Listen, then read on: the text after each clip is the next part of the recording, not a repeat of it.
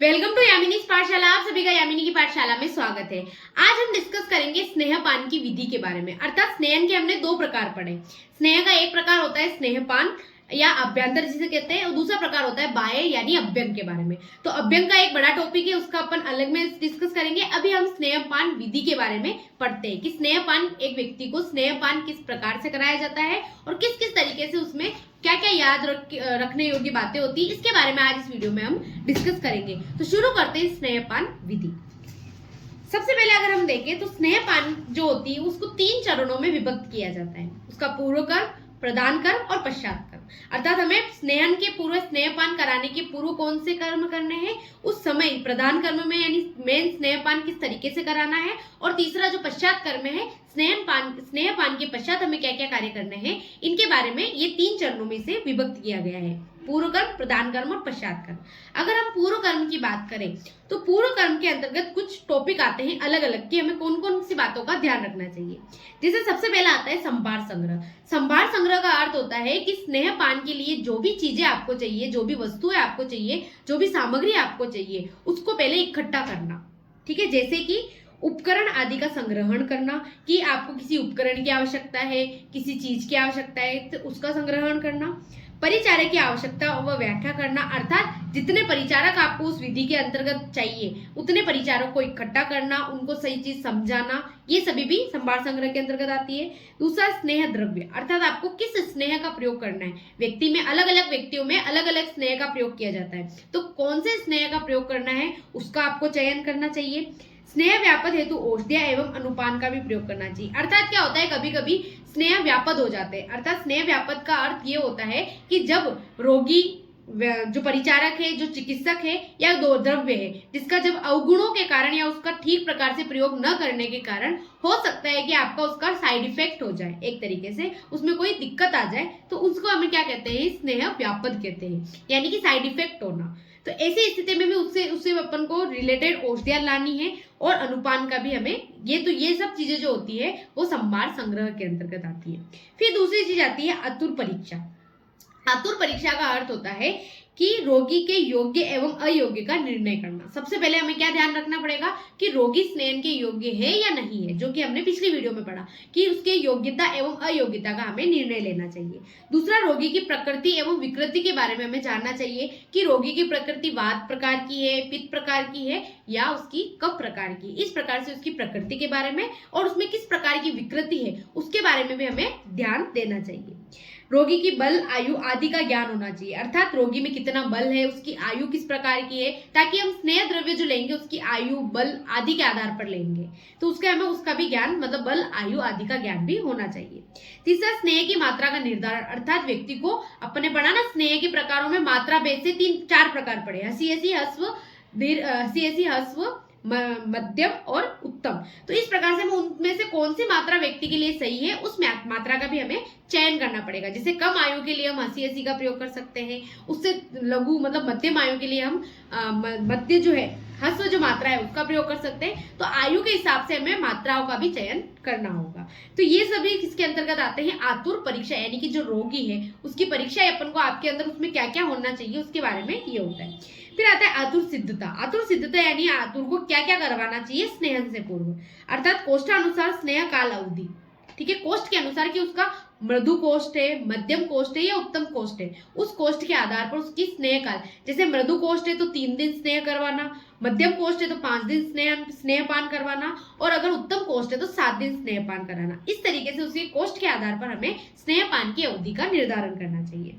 पूर्व रात्रि में खाए गए भोजन के पाचन के बाद ही हमें स्नेहन करवाना चाहिए, कि उसने, क्योंकि स्नेहन प्रातः काल कराया जाएगा, तो पिछली रात उसने क्या खाना खाया है, किस प्रकार का खाना खाया है, उसका पाचन हुआ है कि नहीं हुआ है आदि का ज्ञान लेने के बाद ही अपन को स्नेहपान कराया जाता है। तो ये तो हो गई पूर्व कर्म के अंदर ध्यान रखने योग्य बातें, जो मेन बातें।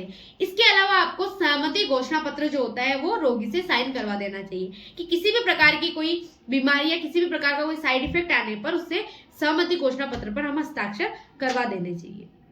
ठीक है, इसके अलावा उसके लिए उचित आसन, उचित जो भी उसके लिए बेड, शैया वगैरह आदि की व्यवस्था भी कर देनी चाहिए। ठीक है, तो ये सभी जो कर्म आते हैं वो किसके अंतर्गत आते हैं? पूर्व कर्म के अंतर्गत आते हैं। फिर आता है आपका प्रधान कर्म, अर्थात आपको स्नेहपान किस तरीके से कराना है, उसमें किन किन लक्षणों का उत्पन्न हो रहे हैं, उनका ध्यान किस प्रकार से देना है, तो ये सभी जो बातें आती है वो प्रधान कर्म के अंतर्गत आती है। अर्थात रोगी को आश्वासन देना चाहिए एवं उसके मानसिक बल को बढ़ाना चाहिए, क्योंकि अगर आप घी को रोटी के साथ खा रहे हो, मान लो एक एग्जाम्पल के तौर पे समझे तो आप घृत को या तेल को सब्जी रोटी के साथ खा रहे हो, तो उसको आपको अलग नहीं लगेगा, वो आपको अच्छे से खाने में आ जाएगी। लेकिन अगर आपका उसका पर्सनल प्रयोग हो रहा है, मान लो आपको एक ग्लास, छोटी सी ग्लास है, चाहे एक चम्मच ही आपको डायरेक्ट केवल घृत का प्रयोग कराया जा रहा है, केवल तेल का प्रयोग कराया जा रहा है, तो वो आपको थोड़ा सा ऑकवर्ड लग सकता है, अजीब लग सकता है, या आपको वॉमिटिंग जैसे हो सकता है। तो उसको आश्वासन दिलाना चाहिए रोगी को। इसके अलावा उसको मानसिक बल बढ़ाना चाहिए, उसे समझाना चाहिए कि ये आपके लिए सही है, जरूरी है, आपको करना पड़ेगा। ठीक है, फर्स्ट चीज।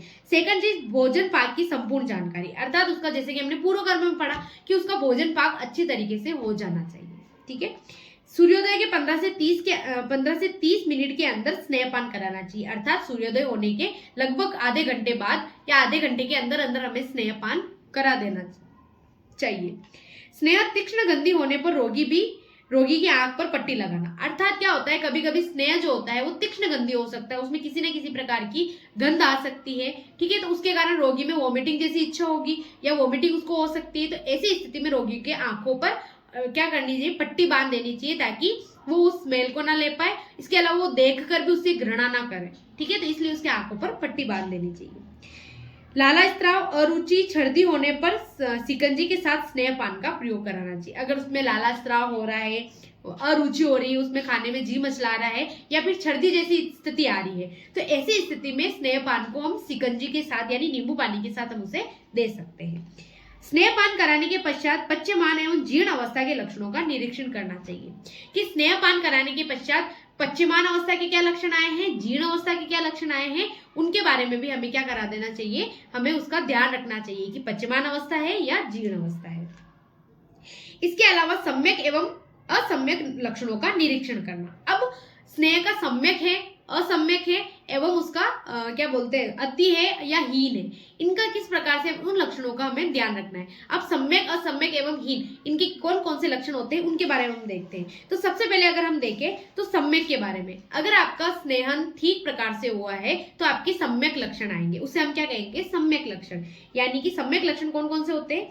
तो वातानुलोम्यम, दीप्तोर अग्नि वर्चस्व, स्निग्धम सहंतम, मार्दव स्निग्धता च अंगे स्निग्धता मुपजयेत। अर्थात क्या होगा, अगर आपका स्निग्ध स्वेदन जो है वो स्नेहन जो है वो ठीक प्रकार से हुआ है, तो आपका क्या होगा? वात का अनुलोमन होगा, अर्थात वात जो होगी वो दूषित ना होकर वो अपने जो उसका प्राकृत मार्ग है उसमें जाने लगेगी। दूसरी, अग्नि प्रदीप्त, अर्थात आपकी जो उद्रा अग्नि है, आपकी जो जठरा अग्नि है वो प्रदीप्त होगी।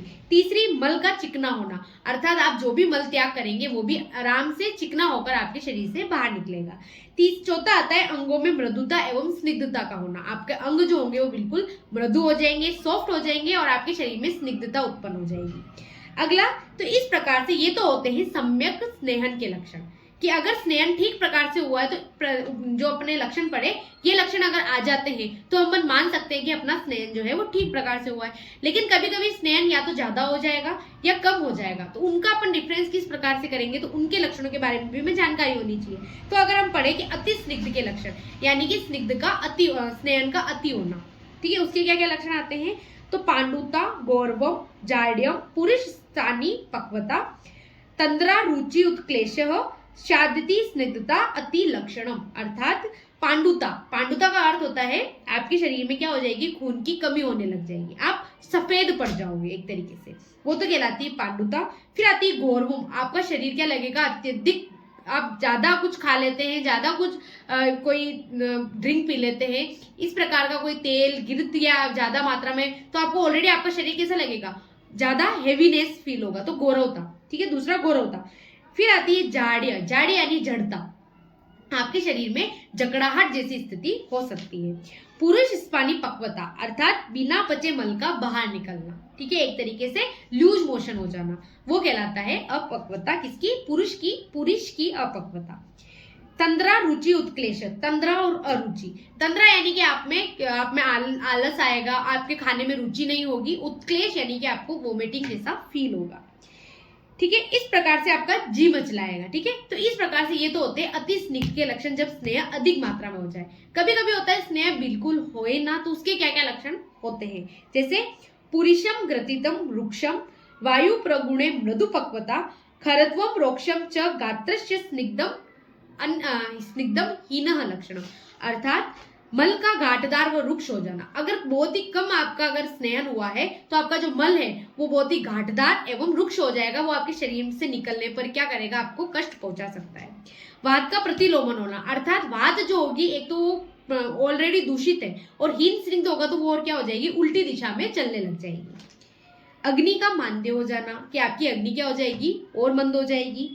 समस्त शरीर के अंगों में रुक्षता एवं खुरदरापन महसूस होने लग जाएगा। तो ये होंगे अति अल्प स्निग्ध के लक्षण, या ऐसा कहें हीन स्नेहन के लक्षण। तो इस प्रकार से हमें प्रदान कर्म में इन तीनों लक्षणों का भी हमें जानकारी होनी चाहिए, चाहे किसका सम्यक हुआ है, असम्यक हुआ है, हीन हुआ है या अति हुआ है। तो इसके बारे में हमें प्रदान कर्म में जानकारी दे लेनी चाहिए। ठीक है, तो यहाँ तक हो जाता है प्रदान कर्म खत्म। फिर आता है पश्चात कर्म। अब आपका स्नेहन हो चुका है, अच्छे सम्यक स्निग्ध के लक्षण भी आपको प्राप्त हो चुके हैं, उसके बाद उसमें कौन से पश्चात कर्म करने चाहिए या कौन से कर्म करने चाहिए, जैसे उसे विश्राम कराना चाहिए, उष्णोदक का पान कराना चाहिए, उष्ण स्नान कराना चाहिए, ब्रह्मचर्य का पालन करना चाहिए, दिवस स्वप्न निषेध, अर्थात उसको दिन में सोना नहीं, शोक क्रोध आदि जो मानसिक विकार है उनका भी आपको निषेध करना चाहिए। ठीक है, तो इस प्रकार से ये सभी जो आते हैं वो पश्चात कर्म के अंतर्गत आते हैं। तो इस तरीके से स्नेह पान की पूर्व कर्म, प्रदान कर्म और पश्चात कर्म की इस तरीके से हमें ध्यान रखने योग्य बातें होती है।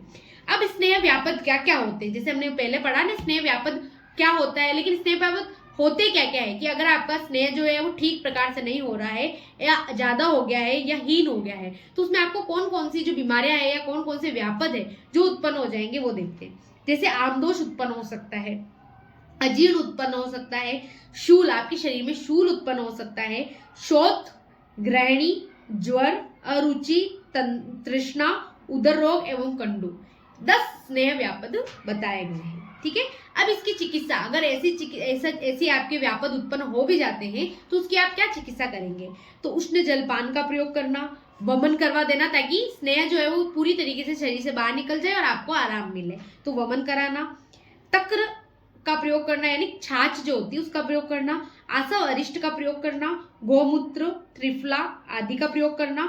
इसके अलावा आपके शरीर का रुक्षण कराना, पाचन कराना, लंघन कराना एवं अन्नपान सेवन कराना, तो इन चीजों का आपको प्रयोग कराना चाहिए। इसके अलावा और कौन कौन सी औषधियों का आप प्रयोग कर सकते हैं, तो शंखवटी का, चित्रकादि वटी का प्रयोग कर सकते हैं, अविपत्तिकर चूर्ण का प्रयोग कर सकते हैं, हिंगवादी वटी का प्रयोग कर सकते हैं और संजीवनी वटी का प्रयोग कर सकते हैं। और इन औषधियों का प्रयोग आप हीन और अति के हिसाब से अलग अलग तरीके से करेंगे। जैसे अब अविपत्तिकर चूर्ण किसके लिए प्रयोग कर रहा है, कॉन्स्टिपेशन के लिए अविपत्तिकर चूर्ण का प्रयोग किया जाता है। तो ये आपका अल्प स्निग्ध के लक्षण अगर उत्पन्न होते हैं, आपका मल घाटदार हो जाता है या निकलने में उससे दिक्कत होती है, निकलने में परेशानी होती है, कष्ट से निकलता है अगर मल, तो उस समय आपको अविपत्तिकर चूर्ण का प्रयोग किया जाएगा। तो अल्प एवं हीन और अति अलग अलग तरीके से आपको इसमें औषधियों का चयन किया जाएगा। तो इस तरीके से स्नेह पान की विधि, स्नेह को किस तरह से लिया जाता है, उसका क्या समय होता है और उसके पश्चात कर्म में क्या कर्म करने चाहिए और उनके लक्षणों का निरीक्षण किस प्रकार से करना चाहिए, इसके बारे में आज हमने इस वीडियो में पढ़ा। इसी के साथ इस वीडियो को हम यहीं खत्म करते हैं। मिलते हैं एक नई वीडियो के साथ, एक नए टॉपिक के साथ। आप मेरे चैनल पर नए हैं तो मेरे चैनल को सब्सक्राइब कीजिएगा। Thank you so much for watching. धन्यवाद।